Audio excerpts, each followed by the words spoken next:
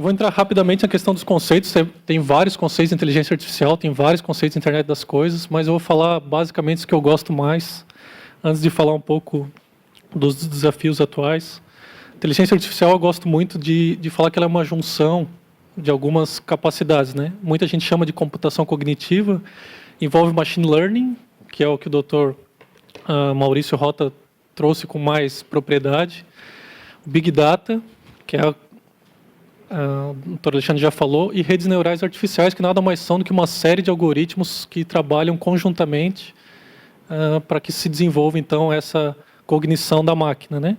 Ela obtém um dado e atua de forma inteligente sem intervenção humana. Não é nenhuma novidade. A inteligência artificial já é objeto de estudos desde pelo menos a década de 50, quando surgiu o teste de Turing, que finalmente vai ser homenageado pela sua obra, na nota de 50 libras, né? Que ele disse que uma máquina seria considerada inteligente se eu tivesse um usuário que conversasse com uma pessoa e com uma máquina e não conseguisse distinguir quando eu estou conversando com o computador e quando estou conversando com uma máquina. Essa máquina poderia ser considerada inteligente. Então, hoje isso é bem real, né? A TIM, por exemplo, nos liga e tenta nos fazer acreditar que está falando com uma pessoa, e o Alexandre tem conseguido com êxito enganar a Sandra, pelo visto, utilizando dessas ferramentas, né? A internet das coisas, por sua vez, ela não é uma tecnologia, né? Ela é uma junção de tecnologias. São coisas, obviamente, que recebem dados por algum sensor, ela tem algum sentido, né? Ela pode ter a visão, o olfato, o paladar, o tato, qualquer sentido, uma conexão com uma rede para tratar esse dado e devolver esse dado de forma importante. De inteligência artificial já foram dados diversos exemplos. Eu vou dar um exemplo de internet das coisas para que a gente entenda o quão presente ela está na nossa vida. Eu entro numa loja e me deparo com um produto e, de repente, o vendedor vem falar comigo como se soubesse as impressões que eu tivesse tido com relação àquele produto sem ter conversado comigo ainda. Isso já acontece. Algumas lojas, algumas concessionárias de carro já possuem câmeras que identificam os sentimentos do cliente, e os vendedores que antes se debatiam, né, em quem iriam atender, conseguem atender de forma mais assertiva aquilo que a máquina entende que tem mais propensão de venda. Isso já acontece em Florianópolis, aqui na nossa cidade. E eu já fiz 2 reuniões com essa empresa para tentar pivotear essa solução para o âmbito de investigação criminal, obviamente. Essa solução já está sendo pivoteada para diagnóstico de crianças com autismo, né? Então, vocês verifiquem que uma criança entra numa sala, brinca com alguns brinquedos, e as câmeras que estão instaladas nos brinquedos conseguem verificar as feições dela e dar algum suporte técnico para que os psicólogos, então, tenham um diagnóstico mais preciso com relação ao autismo. E também o Ministério Público tem interesse nessa tecnologia. Eu vou falar um pouco melhor do que o Ministério Público tem interesse em tudo, né? Na verdade. A verdade é que essas questões de inteligência artificial, de internet das coisas, quando faladas, elas geram muito medo, né? Hoje tem muito alarde para pouca consequência nociva, né? O Dr. Maurício trouxe 2 livros, um mais pessimista e um mais otimista, né? Eu me filio na banda mais otimista, e até porque eu acho que não tem saída. Queiramos, desejamos elas que tenham consciências boas ou não, elas vão acontecer, né? Então, para nós que estamos no mundo jurídico, para os senhores que estão na advocacia, talvez a notícia mais assustadora são aquelas que, quando a gente lê, que a inteligência artificial vai substituir 90% dos advogados, né? E aí tem várias outras, né? Ali tem uma manchete: inteligência artificial bate 20 advogados em teste de revisão de contratos. A inteligência artificial pode substituir todos nós. Essa é uma fala do Stephen Hawking, né? Então, é alguém importante. Ele mesmo falou que acredita que o desenvolvimento pode significar o fim da raça humana. E no canto superior tem uma palestra que eu acho bem interessante, é bem curta para assistir, que é a inteligência artificial, ela matará todos nós. E nessa palestra, eles mostram que o exército americano, junto com o MIT, desenvolveu um robô de guerra, e quando eles foram demonstrar o robô numa palestra como essa aqui, 2 soldados tiveram que derrubar o robô no momento que ele mirou a arma para a plateia. Ele tinha identificado um alvo na plateia e aí executaria o algoritmo que ele foi programado para fazer, né?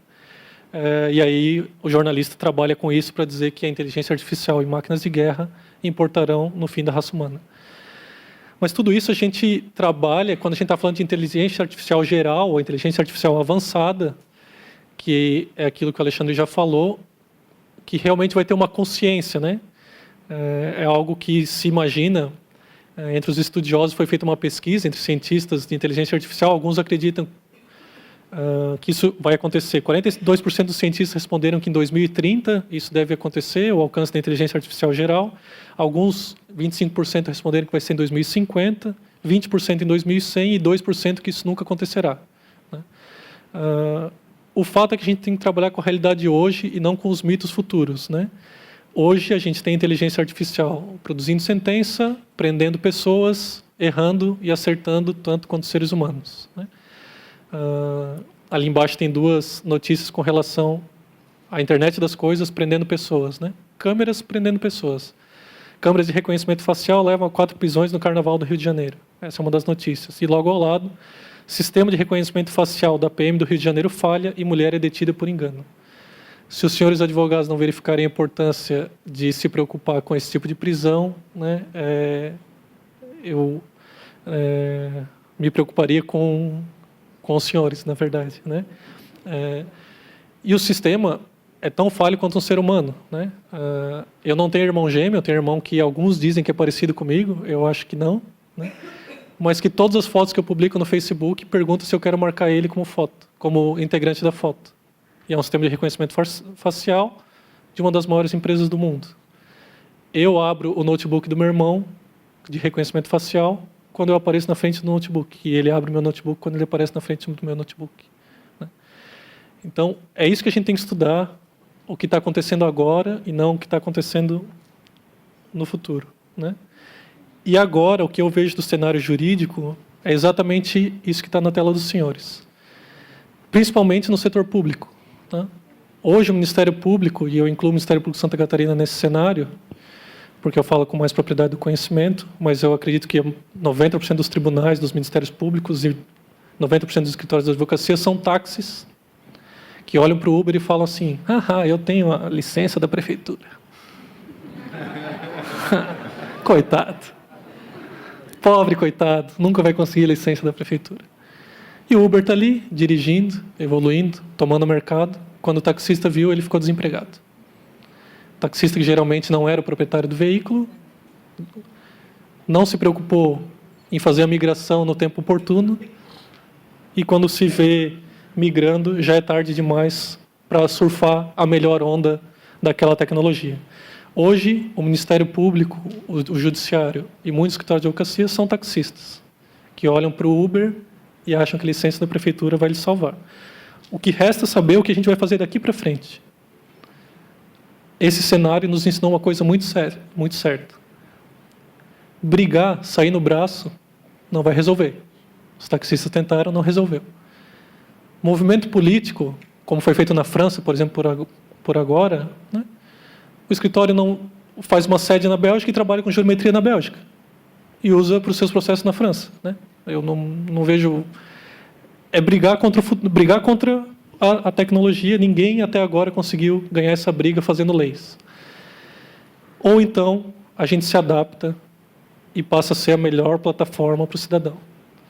O Ministério Público de Santa Catarina hoje demora mais de 10 dias, ou seja, tem pelo menos 10 dias para alguém acessar o site do Ministério Público, pedir ajuda, porque é isso que muitas pessoas fazem, e tem 10 dias para responder: Alexandre, não é o Ministério Público que vai te atender.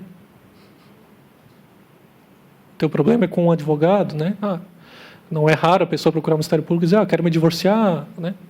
A gente fala: não, tem que procurar um advogado. Se ela faz isso no site da ouvidoria, o promotor de justiça tem 10 dias para responder. O que um chatbot responderia em 0,0,1 segundo. Né? Então, se os ministérios públicos não perceberem que isso está errado, a gente vai ser engolido sem nem ver de onde veio o tiro, como diz o Alexandre. Com relação a essas evoluções, né, eu queria justificar a minha desevolução. Eu uso terno para as pessoas acreditarem que eu sou promotor de justiça. Né? Então, eu não uso no dia a dia para trabalhar, mas em alguns eventos eu uso para as pessoas acreditarem que eu sou promotor. Para não confundir com o meu irmão, que é da área da TI, na verdade.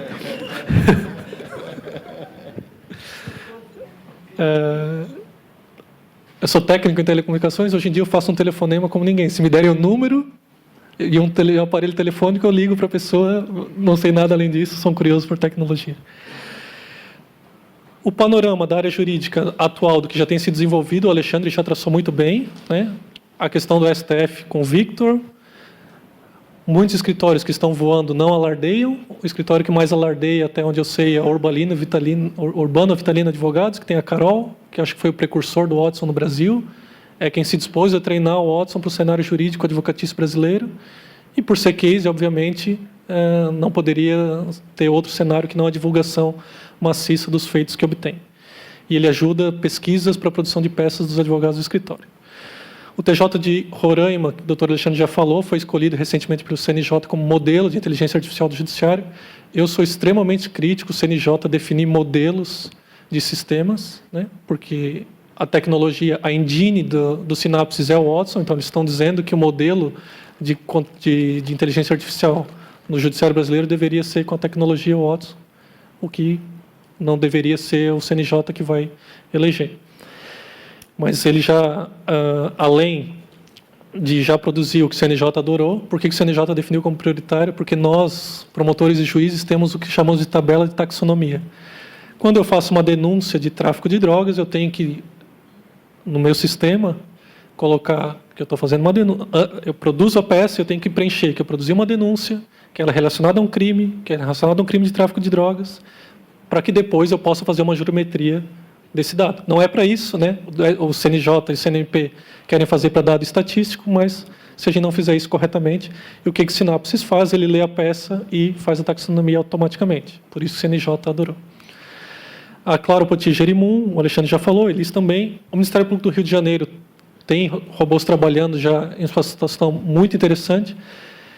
Ela varre todas as ações individuais de consumo e verifica aquilo que é caso coletivo. Ou seja, se eu tenho 1000 ações na vara do Alexandre contra a TIM, que ela no mês de fevereiro fez uma cobrança indevida, parece que é caso do Ministério Público atuar, e o Ministério Público do Rio de Janeiro já está usando para essa questão. O Ministério Público de Goiás, com a Sofia, no cadastro de novos procedimentos, faz a mesma coisa que o Synapses com a taxonomia do CNMP. E na esfera federal tem ainda a Alice, do TCU, que analisa todas as licitações do governo federal e verifica os riscos de fraude a partir das análises objetivas que faz. A Lúcia, que é o chatbot do governo federal. E a Lia, que avalia os projetos do Bacen para verificar que os projetos têm ineditismo e qual é o grau de êxito que ele pode ter se evoluído a partir dali. O que todos esses projetos têm em comum? Uma delas, como diz o Alexandre, é o que está sendo feito por baixo do radar, né? Tanto o Victor, quanto o Synapses, quanto os do Ministério Público que eu conheço, a ideia é que eles produzam peças automaticamente, né? Isso ainda está embaixo do radar porque não está funcionando adequadamente. Se eu não me engano, o TJ de Roraima já está fazendo minuta de acórdãos para os desembargadores na área, principalmente do executivo fiscal. Isso é uma evolução atual que só depende do treinamento da máquina e já vai acontecer. Mas, para mim, o ponto comum de todos eles foi a identificação das dores. E é isso que os senhores têm que fazer para fazer essa migração da advocacia 3.0, do MEC, para a advocacia 4.0. Se a gente for nos mercados, né, aqui a gente tem patrocinadores que são empresas de ponta na inovação global, que estão aqui, a 5 quilômetros daqui, né? Não sei quantos dos senhores já pisaram na CAT. Essa solução de OT, de objeto das coisas, para fazer o diagnóstico de crianças com autismo, eu encontrei passeando na CAT, numa terça-feira de manhã, antes de trabalhar. Então, o convite para os senhores é esse. Frequentem, conheçam o que tem no mercado atual, né? Nós temos polos tecnológicos aqui, nós temos polos tecnológicos em Joinville. Recentemente, acho que semana passada, o escritório Martinelli, em Joinville, inaugurou uma filial dentro de um polo tecnológico. Esse é o caminho. A gente não tem como fugir disso. Mas o que eu vou fazer diante de um cardápio tão seleto de serviços? Vou lá conhecer o que a Softplan tem para me oferecer o que a Digest tem para me oferecer, o que a Nelway tem para me oferecer. Eu quero tudo. Eu olho, eu quero absolutamente tudo, mas como diz o Alexandre, o advogado previdenciário tem uma necessidade, o advogado criminalista tem outra. Eu preciso conhecer minhas dores para saber, dentro desse cardápio, o que tem para me oferecer. Princípio de Pareto, né? 80-20. 80% do que acontece tem relação com 20% das causas. Se eu conseguir identificar essas dores que tomam a maior parte do meu tempo e eu tenho soluções robóticas, para usar um termo abstrato, que vão resolver essa minha dor, eu posso me focar em coisas mais importantes. Por quê? Porque hoje o cenário não é o que pintam de que a inteligência artificial vai nos substituir completamente. E aqui eu vou falar só um pouco da origem do Watson. Em 1996, a IBM desafiou o então campeão mundial de xadrez, Kasparov, para um jogo, com Deep Blue. Perdeu o primeiro jogo, os programadores reprogramaram Deep Blue, em 97 ganhou o segundo jogo, e aquilo assustou o mundo, e foi o cartão de visitas que a IBM teve para mostrar que estava migrando de uma empresa de hardware para uma empresa de software. E foi um êxito incrível. Como que nasceu o Watson? A IBM, considerando esse histórico, quis participar do Jeopardy, que é um programa, vamos lá, fazer um péssimo comparativo, é o Show do Milhão. Eles queriam ir no Show do Milhão do Silvio Santos e ganhar com o robô, mas, na verdade, são vários usuários que se desafiam para definir a resposta. Então, alguém da IBM falou assim, nós temos que ganhar dos melhores jogadores de Jeopardy. E eles resolveram fazer um programa que fizesse. Para isso, eles precisaram criar milhares de algoritmos, um que pesquisasse toda a base de enciclopédia, um que pesquisasse foto, um que soubesse construir. E foi então que eles conseguiram ganhar o Jeopardy, e depois eles descobriram, olha, esses milhares de algoritmos que estão trabalhando junto têm serventia para outras coisas, desde que eu ensine o que eu tenho que ensinar. E aí foi ensinado o campo jurídico para o Ross, tem a experiência da saúde, porque é uma máquina, é uma criança com uma capacidade neural absurda, e tudo que eu ensinar para ela, ela vai replicar. Tem riscos? Tem. Hoje, muito já se produz com a inteligência artificial, sinfonias são produzidas por inteligência artificial, obras de arte são produzidas por inteligência artificial, romances são produzidos por inteligência artificial, e 50% das notícias que são feitas pela imprensa americana são feitas por inteligência artificial. Notícias básicas. Ela analisa as estatísticas de um jogo, dos grandes meios de comunicação, um jogo de beisebol. Foi treinado para que ele olhe as estatísticas do jogo e produza notícias a partir dali automaticamente. 50% já é feito dessa forma em alguns canais de comunicação norte-americanos. Mas ela aprende aquilo que nós ensinamos para ela. O que se descobriu com o primeiro robô que escreve romances no mundo? Que os nossos romances são machistas. Porque a máquina sempre, ou quase sempre, colocava a mulher como dona de casa e o homem como provedor. Mas a máquina aprendeu isso das bases que foram inseridas na máquina. O Google Translator, quando traduzido, né, a chefe e o empregado, para algumas línguas que não têm o artigo como definição de sexo, como, por exemplo, é o árabe, quando se traduz no retorno, ela traduz o chefe e a empregada. Por quê? Então, além do desafio de buscar soluções para as nossas dores, os senhores, sobretudo, como guardiões da democracia, bastiões da República, tanto quanto é o Ministério Público, cada um nas suas funções, tem outro desafio, que é a especialização de conhecimentos para lidar com essas novas realidades. Se eu tenho a previsão de que 40% dos empregos atualmente existentes não mais existirão em 2035, como que eu me preparo como advogado trabalhista para essa realidade? E a previsão é distinta, né? Não é que haverá uma destruição massiva de emprego, haverá uma substituição massiva de emprego. Só que pela primeira vez na história, essa substituição não vai ser facilmente regulada. Por quê? Quando eu tirei servidores do campo para apertar botão na empresa, não exigia conhecimento além da atividade braçal que ele fazia no campo. Quando eu substituí os apertadores de botão para prestar serviços básicos na sociedade, também não exigia muita complexidade. Mas quando eu tiro um estagiário do Ministério Público que minuta peças de execução penal, fazendo conta e errando adoidado, como o promotor erraria adoidado fazendo conta, mas o promotor não tem paciência de fazer conta de execução penal, por um robô que acerta todas as contas, o que eu vou dar para o estagiário? E isso vai acontecer com muita gente, porque a nossa substituição é de atividade repetitiva, braçal e com uma certa complexidade, o que o robô ainda não reproduz ainda. A intuição, o feeling, o robô não prospecta cliente para advogado.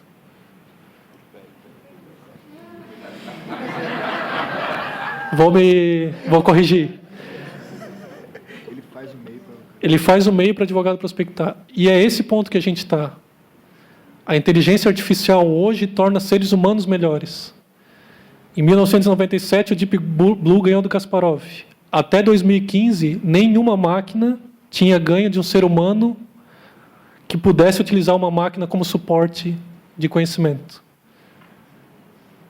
E é esse o desafio dos senhores. E atrás da tecnologia, 90% dos advogados serão substituídos por inteligência artificial?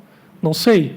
Mas, com certeza, 90%, 100% dos advogados que não utilizarem inteligência artificial serão vencidos por advogados que utilizem algum tipo de tecnologia como suporte. Promotores, juízes. É que na esfera privada esses desafios são muito mais fáceis, porque a mudança cultural é simples. Como que eu vou convencer um promotor de justiça que imprime um processo eletrônico para estudar a trabalhar com inteligência artificial? Eu não posso mandá-lo embora. No escritório de advocacia, se o dono do escritório fala que todos os advogados têm que trabalhar daquela forma, quem não quer, procura emprego no escritório da porta vizinha. Na magistratura e no Ministério Público, nós temos esse engessamento que é pior, é das chefias. Se a mudança cultural não for da chefia, as instituições estão fadadas à falência, o Ministério Público está fadado a voltar a ser o órgão acusatório que era antes de 1988. No direito consumidor, como que eu reajo a essas leituras que as máquinas fazem do consumidor? O consumidor está mais vulnerável e precisa de mais proteção ou não? No direito civil, se eu tenho um robô que eu posso treinar com todas as obras do Alexandre de Moraes da Rosa, Deus o livre que alguém faça isso, para que ele faça sentenças, não a partir da obra do Alexandre. O Alexandre não vai mais deixar eternizada a obra dele, ele vai deixar eternizada a forma com que ele constrói as obras. Os robôs vão construir sentenças da mesma forma que ele construiu as obras dele. De quem é o direito, em 2200, de que essa produção está ocorrendo, com o pensamento do Alexandre? De quem é a sucessão desses direitos? O robô que reproduz ou faz obras como Picasso faria, colocaram todas as obras do Picasso dentro de uma máquina com inteligência artificial, e a partir de agora ela faz pinturas como Picasso faria. De quem são os royalties das vendas dessas obras? De quem é o direito sucessório dessas obras? No direito penal, quando uma câmera prende por si só, ou determina um policial, determina um soldado, prisão de alguém erroneamente, como eu atuo? Eu poderia ter liberado um algoritmo para prisões com 90% de acurácia? Não sei, eu tenho dúvidas. Eu acho que deveria ter um suporte humano, né? Então, esse é o outro desafio. E os senhores têm esse desafio como talvez o maior do que além daqueles de procurar a tecnologia. Saber como vão atuar diante dessas novas realidades. Como o Ministério Público de Santa Catarina está se programando para atuar diante dessas novas realidades? A minha maior distinção do Alexandre é que eu sou otimista ainda. Eu acredito que a gente consiga fazer algo de dentro. É difícil. Não, ele falou que voltar para Uruçanga é foda. O pior é que eu cumulo com a promotoria de Uruçanga. Isso é o pior. Né? Eu faço essa atividade cumulando com a minha promotoria por motivos familiares. Né? Até abril eu estava dedicado aqui na capital, agora eu cumulo. O Ministério Público evoluiu muito em ciência de dados já. A gente tem um projeto há 8 anos que precisa, claro, passar por uma versão 2.0. Eu estava conversando recentemente com os colegas das empresas patrocinadoras aqui, tem muito interesse em conhecer as soluções que eles têm, porque a gente faz uma grande compilação de dados. Hoje a gente tem 158 BIs, ou painéis de informação, que dão suporte a diversas atuações. Uma delas foi o Promotores da Infância e Juventude, que ontem foi noticiado, foi zerado, um trabalho junto com o Tribunal de Justiça, a fila de internação de adolescentes, que até janeiro do ano passado era de 1.000 adolescentes aguardando vaga de internação no sistema socioeducativo. Desde a semana passada, não existem mais adolescentes em fila de espera, ou seja, se um adolescente comete um latrocínio, precisa ser internado, não precisa entrar numa fila de espera, né? Hoje, essa fila está zerada, muito em razão da ciência de dados que foi aplicada nela. O que a gente ainda não tem, está começando a produzir, são chatbots, internamente sem inteligência artificial. É um chatbot, quando eu falo sem inteligência artificial, com respostas pré-programadas, por exemplo, para uso da TI. Meu computador parou de funcionar. Ok, abri o chamado e depois o técnico fala com a pessoa. O assistente virtual, que foi desenvolvido pela nossa equipe no Hackfest, foi no evento na Maratona Hackathon que teve aqui da Comunidade Jurídica Empreendedora, no Sebrae. O Alexandre teve lá urubuzando a equipe, eu tentei afastar ele queria comprar.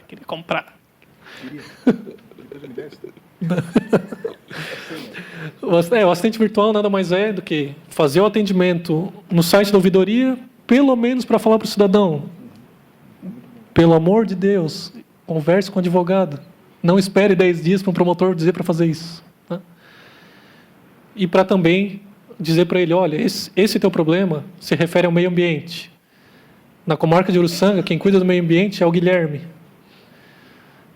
Leve se o senhor tiver, ou se a senhora tiver esses documentos, leve para ele, que o atendimento terá mais eficácia. E é isso que a gente está trabalhando, para dar o suporte também para o estagiário, né? Acho que a Marília já trabalhou conosco, né? A gente sabe, eu fui estagiário, fui assistente do Ministério Público.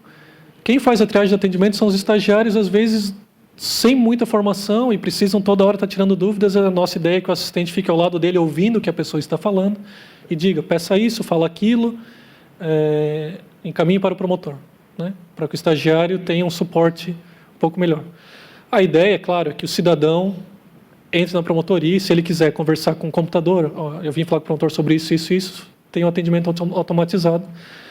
Mas a gente tem que lembrar que o Ministério Público lida com o Enzo, nascido em 90, torcedor do Real Madrid, né, e que gostaria de falar com o computador, mas lida com o seu João, que mora na linha Sanga Silva, que pega o ônibus da prefeitura, que só vem às quartas-feiras na comunidade dele e que quer falar com o promotor de justiça, e que tem todo o direito de falar com o promotor de justiça, e que é o mínimo que um promotor pode fazer é receber essa pessoa na sala dele para conversar.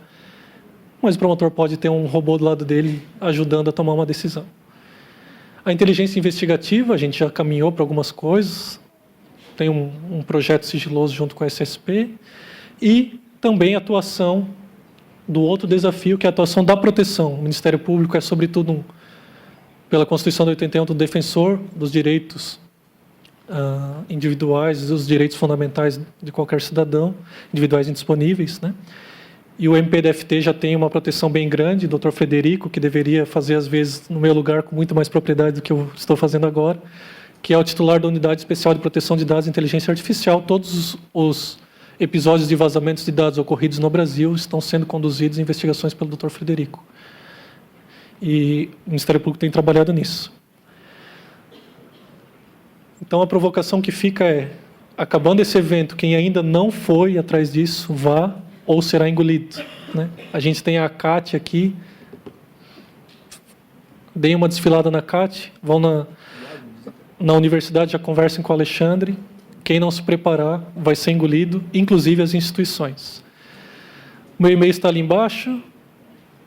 O doutor está no hospital, o senhor está no céu e o professor está na escola. Meu nome é Guilherme. Quem quiser falar comigo, manda e-mail. Está aberto a conhecer. O setor de ciência de dados do Ministério Público está aberto a intercâmbios. Eu assumi a coordenação agora no mês de junho e eu pretendo que a gente tenha um relacionamento com o ecossistema de tecnologia muito mais próximo do que a gente tinha até então, com a Comissão de Direito Digital da OAB, com as empresas, uma instituição pública conversar com uma empresa privada não é crime, nunca será, e continuará não sendo na gestão do Dr. Comim, que se elegeu com essa bandeira da inovação. Agradeço a todos.